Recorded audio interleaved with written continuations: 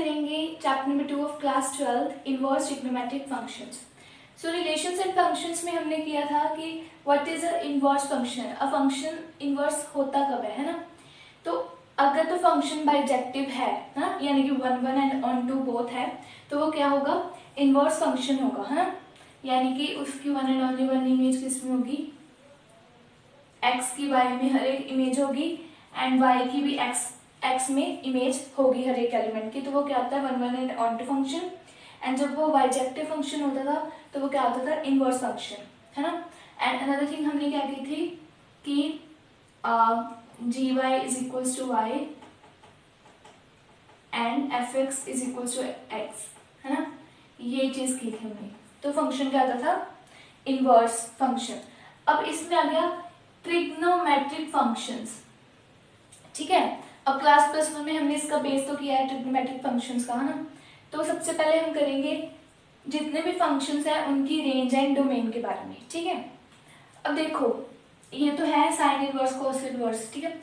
सो 11th class में हमने किया था कि साइन एक्स की जो डोमेन होती है वो क्या होती है, this -π/2 to π/2 and the range is -1 to 1, ठीक है, when the function is sine x, ठीक है।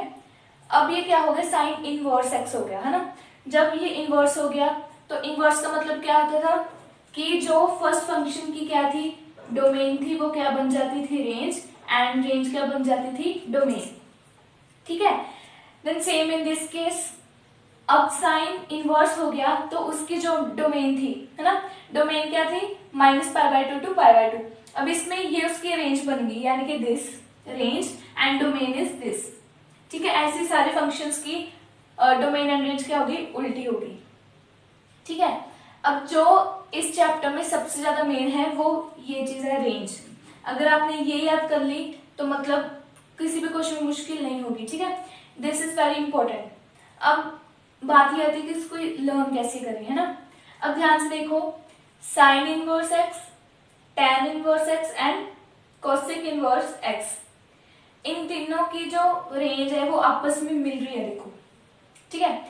इसकी जो रेंज, अब देखो ये हमारा क्वाड्रेंट है, ठीक है, ये हमारा फर्स्ट क्वाड्रेंट, ये हमारा second, and this one is third and this one is fourth, 0 π/2 pi and this is -π/2, ठीक है।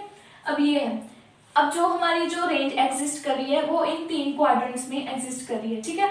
यानी कि थर्ड क्वाड्रेंट क्या है, इसमें से कैंसिल आउट हो गया। अब देखो साइन इनवर्स एक्स की क्या है, -π/2 to π/2, यानी दिस वन, ठीक है। एंड टैन इनवर्स की है -π/2 to π/2 एंड कोसेक इनवर्स की भी क्या है, -π/2 to π/2। अब इसमें डिफरेंस क्या है, अब देखो साइन इनवर्स की है क्लोज्ड इंटरवल में, ठीक है, इसकी रेंज किसमें, क्लोज्ड इंटरवल में।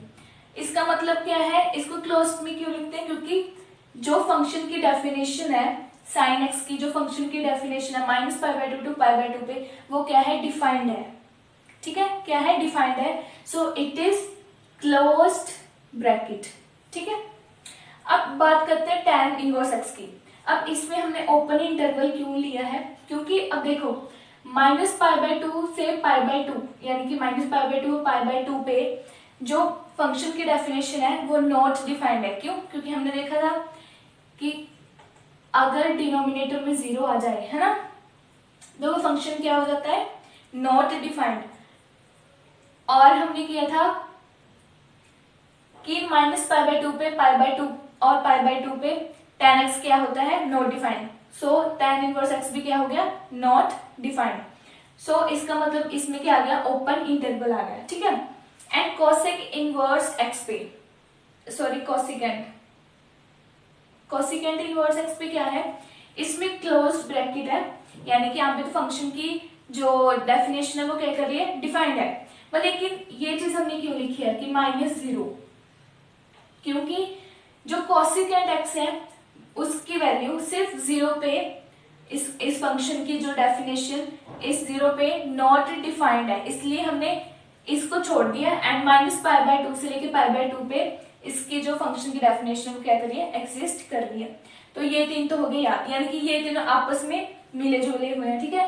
And this one and this one, ये तीनों आपस में, ये देखो इनकी रेंज पाई पाई पाई पाई तक एग्जिस्ट कर रही है, ठीक है। अब इसकी तो रेंज ये रही है, साइन की कर ली हमने, tan की एंड कोसेकेंट की, ठीक है, इनकी तो हमें होगी याद। अब देखो cos इनवर्स x की कितनी है, 0 to पाई, इसका भी क्या है, क्लोज इंटरवल, यानी कि फंक्शन की डेफिनेशन क्या कर रही है, एग्जिस्ट कर रही है, यानी कि डिफाइंड हो रही है ना। cot इनवर्स x की भी कितनी है, 0 to pi, and secant inverse की x की भी कितनी है, 0 to पाई, ठीक है। अब देखो ये क्लोज इंटरवल, ये क्लोज इंटरवल, ये ओपन क्यों है, सिमिलरली 0 to पाई पे क्या होती है इसकी वैल्यू, नॉट डिफाइंड होती है, ठीक है। अब secant इनवर्स x पे ये सभी पे डिफाइंड हो रहा है एक्सेप्ट पाई बाय 2, ठीक है। तो secant x की जो फंक्शन की डेफिनेशन है वो पाई बाय 2 पे क्या होती है, नॉट डिफाइंड, ठीक है। बाकी सारे फंक्शंस पे इसकी डेफिनेशन क्या करती है, डिफाइंड होती है, एक्सेप्ट पाई बाय 2, ठीक है। तो these are the functions and ये इनकी रेंजेस होगी and these are the domains. You can take the screenshot of this. Okay, now let's move to exercise 2.1.